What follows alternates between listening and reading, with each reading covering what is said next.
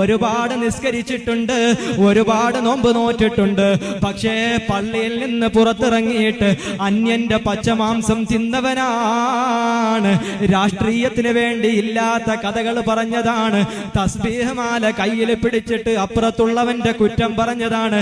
എന്റെ പ്രിയമുള്ളവരെ, നമ്മുടെ കൂടെ ആളെ കിട്ടിയിട്ട് നമ്മൾ രണ്ടാളുകൾ നിന്നിട്ട് മൂന്നാമന്റെ കുറ്റം പറയുമ്പോ, മൂന്നാമതൊരുത്തന്റെ കുറ്റം രണ്ടാളുകൾ പറയുമ്പോ പറയുന്നവർ ചിന്തിക്കണേ, ഏതെങ്കിലും ഒരു സമയത്ത് ഞാനും മൂന്നാമനാകുന്നു എന്ന്.